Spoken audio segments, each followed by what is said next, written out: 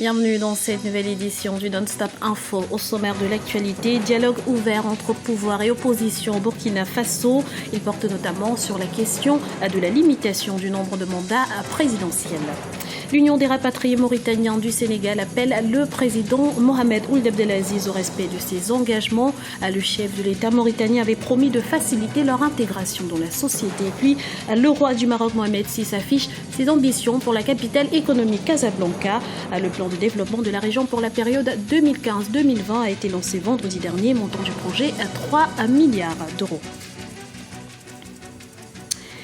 Au Burkina Faso, le dialogue souhaité par le président Blaise Compaoré entre la majorité et l'opposition se poursuit à Ouagadougou. À l'issue de leur deuxième face-à-face ce lundi, les délégations de la majorité et de l'opposition ont pu s'accorder sur les points à aborder lors des prochaines discussions. Ils portent notamment sur la révision de l'article 37 de la Constitution, à l'installation du Sénat ou encore l'organisation de l'élection présidentielle de novembre 2015. On écoute à ce propos Zéphirin Diabré et Assimi Kwanda, co-président du dialogue. Il ne refuse pas de rencontrer la majorité pour un échange. D'autant plus que s'il y a des questions que l'on peut résoudre pour que notre pays aille de l'avant, ce serait une bonne occasion. Mais c'est l'occasion pour nous aussi de toujours dire et redire nos positions sur les points qui divisent actuellement le pays, à savoir la question du Sénat et de la révision de l'article 37.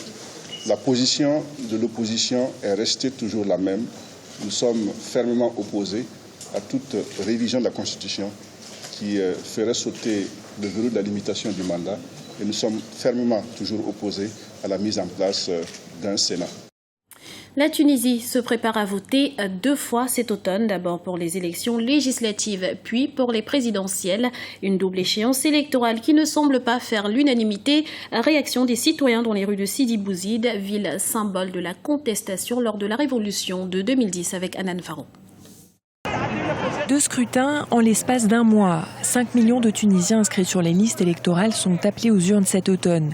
D'abord pour renouveler le Parlement le 26 octobre, puis pour élire le président de la République le 23 novembre. Dans les rues de Sidi Bouzid, berceau de la révolution du jasmin, la population est partagée face à la double échéance électorale. Si quelqu'un ne s'est pas inscrit sur les listes électorales et ne vote pas, c'est qu'il n'est pas patriote. Je n'ai aucune confiance dans les politiciens, aucune. S'ils étaient dignes de notre confiance, alors ils n'auraient pas laissé notre pays dans cette situation. Pour le scrutin présidentiel, 70 candidats ont déposé leur dossier auprès de l'instance supérieure indépendante pour les élections. L'autorité étudie actuellement les candidatures. Une vingtaine ont déjà été rejetées. Le nombre de candidats devrait être limité. Comment quelqu'un peut choisir parmi 70 candidats? C'est difficile.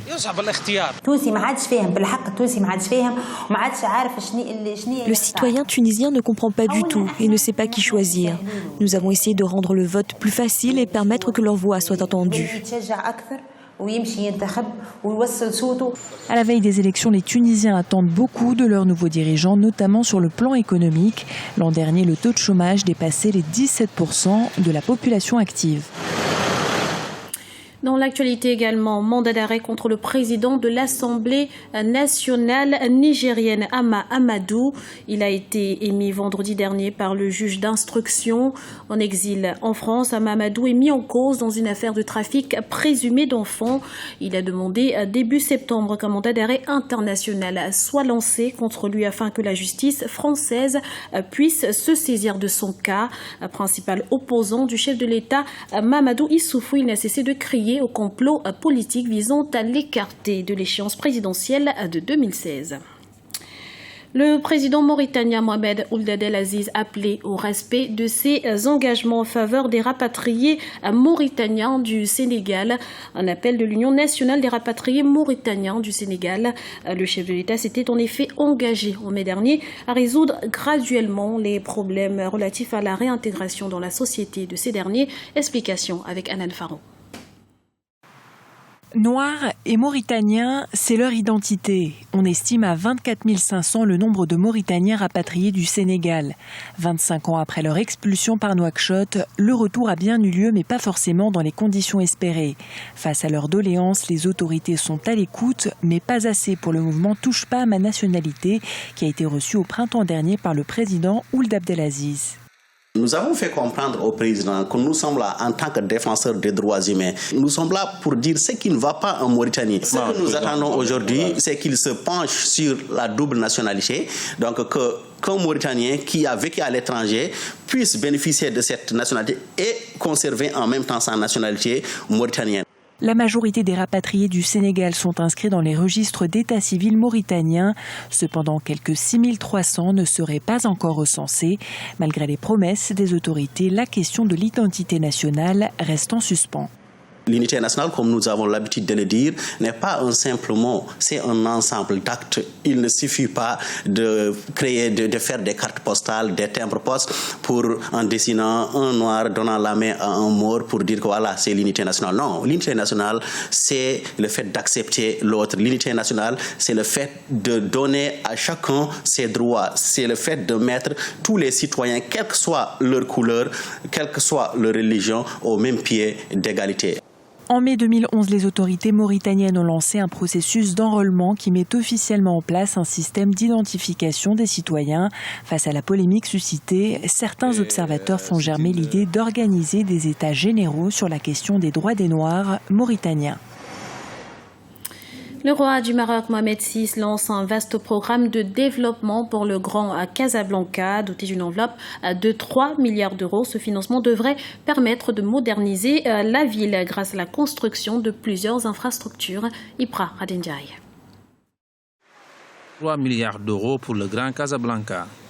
Le gouvernement marocain vient de dévoiler un vaste programme de développement 2015-2020 pour la capitale économique Casablanca. Un plan qui repose sur 4 axes stratégiques, notamment une mise à niveau de l'enseignement et des structures de santé. Le deuxième axe repose sur le développement des infrastructures.